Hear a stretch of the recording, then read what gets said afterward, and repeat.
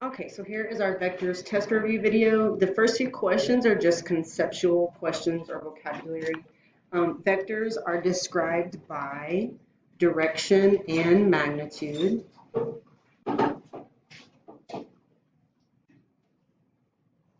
Direction is the angle or theta that is formed, and then magnitude is the length of the vector. Number two, equal vectors have equal magnitudes, meaning their lengths are the same, and the same direction. This might seem kind of trivial description, like obviously that's true, but the direction can be the same and it can be in a different position in space, right? You can have two vectors in two different locations, but with the same length and at the same angle, and we would say those vectors are equal. The magnitude of a vector is the length of the directed line segment. That was our another type of definition for vector. And then the magnitude formula, remember it has double bars. We might have a vector v, and it's equal to the square root of a squared plus b squared. And if you're thinking, well, where did the a and b come from? Remember we had component form like this, AB, where A is the horizontal change and B is the vertical. Also, we talked about IJ form, where I is the horizontal unit vector, right? One unit in the horizontal direction. J is the vertical vector, one unit up. And then A and B are the scalars that tell you how many of those vectors you have and in what direction. So that's where this A and this B comes from. It depends on which form you're given. If you're just given I plus J form, you'd have to know that the coefficient or scalar on the first one is your A and the scalar on the second one is your B. This section says use the following vectors to answer problems 5 and 6. So we have these drawn over here. We're going to use them to draw graphs of these two situations. So the first one is R plus S. So I'm going to draw R exactly how I see it here, the best I can in the space provided.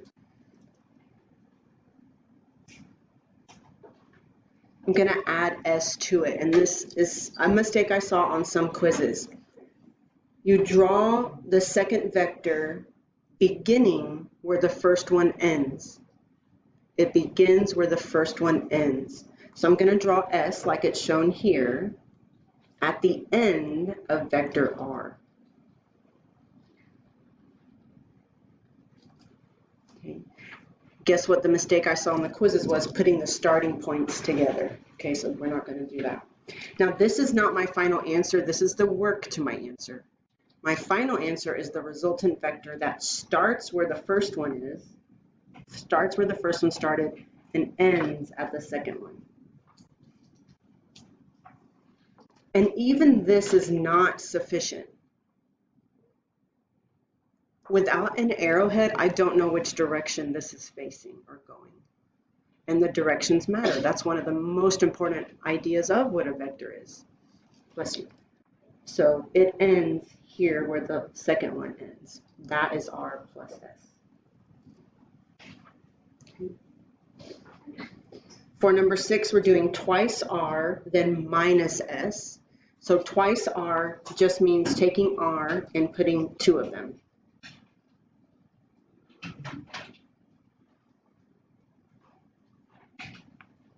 Okay, the second one starts where the first one ends. You could write RR, you could label this 2R, whichever you like. But subtracting a vector means adding the opposite vector. So adding opposite of S. Now here's what opposite of S means. You're going to use S at the exact same angle that it's currently in. The arrowhead is just going to be on the other side. So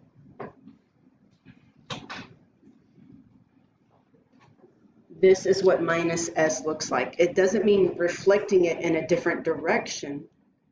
The angle is the same, it's just pointing down or the opposite of what it was originally.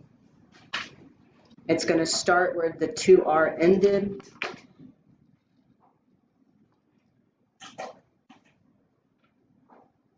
And my resultant vector starts where the very first one started and ends where the last one ends. And it has an arrowhead to show me which direction it's going. Okay, on this next section, we are doing math on vectors again, but not with pictures, just using numbers. So we've been given two vectors in IJ form. Adding them works just like adding any variables. You're combining like terms. So u plus v means combining the i's, which would be 7i, and combining the j's. Negative 1j plus 3j is 2j. You're just combining like terms. I'm going to skip 8 and 9 for a second. Those are both magnitudes. I want to do those together. I'm going to go to 10. 10 is negative 7 times the u vector, which was 5i minus j. That's just a distributive property. Negative 35i plus 7j. For 8 and 9, we're doing magnitude, which means we're using this formula that we talked about up here.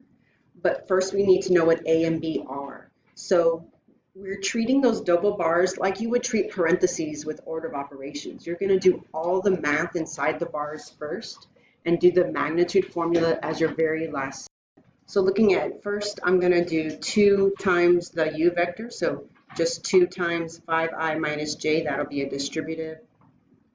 That would give me 10i minus 2j. This is my A value. This is my B. I'm just plugging that into the formula. A squared plus B squared. Remember, you're following order of operations, exponents before addition. The square root of 104. I'm not going to simplify that radical down anymore. If you just give it to me like this and move on, I'll be happy with that. I don't have anything else to say about that. Number 9, you have a couple things going on. You have to do 2 times u, 3 times v, then add them together, then do the magnitude. So 2u is 2 times the u vector, so you're just distributing it. 3v is 3 times the v, so you have 3 of everything. Okay, we're adding those together. 16i minus 11j, and now I do the magnitude. Very last step is the magnitude. My A value is 16, the B value is negative. Oh, I didn't tell you one. I made this one minus 4, I'm not sure why. Probably felt good, but it's so bad. It's not good at all. So B is positive 11. So we're just going to plug those in. 7. Also not good. Also bad. Thank you.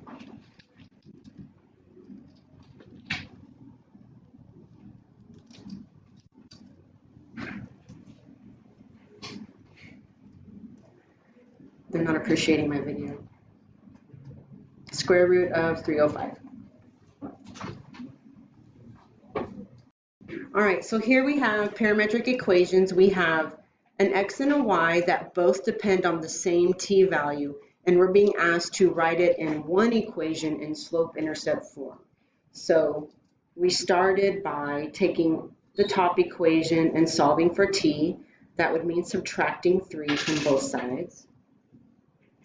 Now t equals x minus 3. I'm just going to plug it into the other equation where the t is.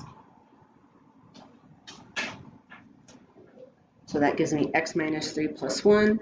I just combine my terms. Y equals x minus 2. Okay. Again, the idea of parametric equations is we have two situations, x and y, that depend on the same variable. In this case, it's t. And when you have a situation like that, you could also rewrite it in one equation, and it still relates the y and the x together, but this time in one thing instead of two separate things.